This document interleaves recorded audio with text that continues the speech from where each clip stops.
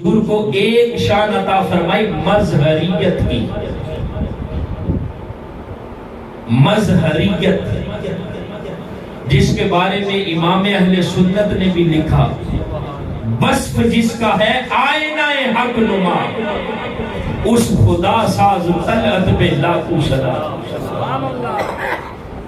آقا اسلام کو جو اللہ رب العزت نے شان مظہریت عطا کی ہے وہ کیسی ہے؟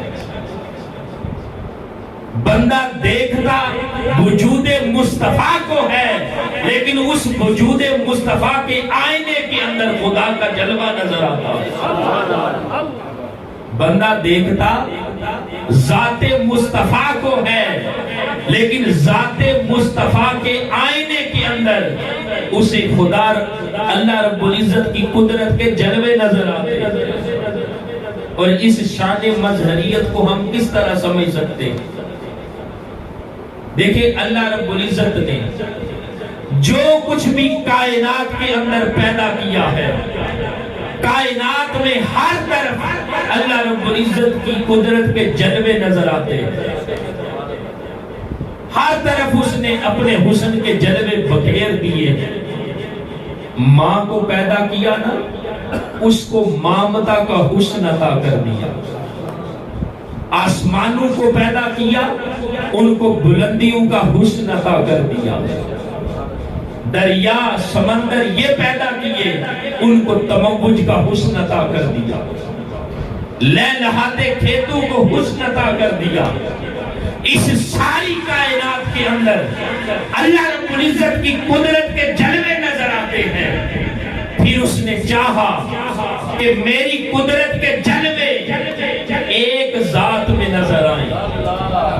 میری قدرت کے جلوے ایک ذات میں نظر آئیں. تو یہ جو انسان ہے، حضرت انسان، اس کو پیدا کر دیا. اسی انسان کے اندر زمین بھی رکھ دی، اسی انسان کے اندر آسمان بھی رکھ دیا. اسی انسان کو ملکوتی حسن بھی عطا کر دیا. اسی انسان کو جبروتی حسن بھی عطا کر دیا. اس ایک انسان کے اندر اللہ رب العزت نے اپنی کائنات کے حسن کے جو جلوے ہیں وہ جمع کر دیے. اور پھر دوستان محترم، ہر انسان کو مختلف حسن عطا کیے. کسی کو حسن اخلاق عطا کر دیا، کسی کو صبر عطا کر دیا، کسی کو توکل عطا کر دیا. یعنی ہر انسان کے اندر کوئی نہ کوئی حسن کے جلوے رکھ دیے. اب اس نے چاہا کہ یہ جو انسانی کائنات ہے نا، اس انسانی کائنات کو ایک جگہ پر جمع کر دیا جائے. ظہور کے باب میں جب اس نے چاہا نا کہ ساری انسانی کائنات کو ایک جگہ پر جمع کر دیا جائے، تو اس کے لیے جو پیکر نبوت ہے وہ وجود میں آ گیا.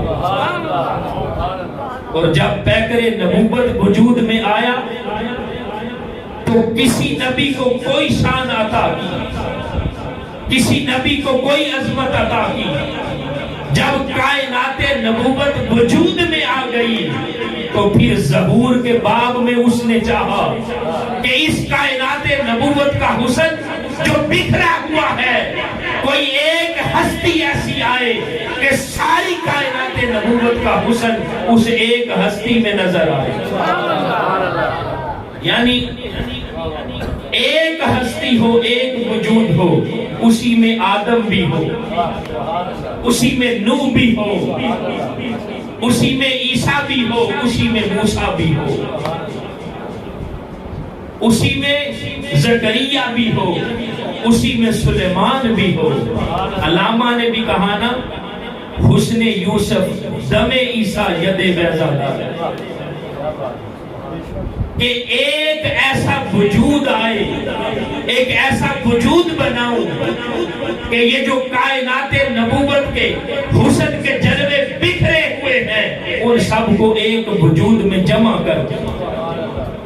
تو ساری کائنات نبوت کا جو حسن ہے، اس کے جو جلوے ہیں، ایک ذات میں جمع کر دیے اور اس ذات کا نام ذات مصطفیٰ ہے۔ اب ذرا سمجھے نا، جب اس نے اپنے حسن لازوال کے جلوے کائنات میں ہر طرف بکھیر دیے تو چاہا کہ ایک جگہ پر جمع کروں تو حضرت انسان کو پیدا کیا۔ اب کہا کہ کائنات انسانی کے، عالم انسانی کے یہ جو سارے جلوے ہیں کسی ایک وجود میں جمع کروں تو پیکر نبوت وجود میں آیا۔ اب کائنات نبوت کو جب چاہا کہ کسی ایک جگہ پر جمع کروں تو اس کے لیے وجود مصطفیٰ کو دوستان محترم اللہ رب العزت نے وجود عطا کیا، آقا کریم علیہ السلام کی ذات پاک کو پیدا کیا۔ تو دوستان محترم سمجھنے والی بات یہ ہے کہ اللہ رب العزت کے حسن کے جلوے جب ساری کائنات میں پھیلے، اس نے چاہا کہ ایک جگہ پر جمع ہو تو وہ صرف اور صرف ایک جگہ، وہ ذات مصطفیٰ ہے۔ آقا کریم علیہ السلام کو اللہ رب العزت نے اپنی ذات کا مظہر بنایا ہے کہ بندہ دیکھتا وجود مصطفیٰ کو ہے، اس وجود مصطفیٰ کے آئینے کے اندر خدا کا جلوہ نظر آتا ہے۔ اللہ رب العزت نے اپنے محبوب کو وہ شان مظہریت عطا کی ہے کہ بندہ دیکھتا اس کو ہے، اس محبوب کو ہے، لیکن جلوہ اس کو خدا کا نظر آتا ہے۔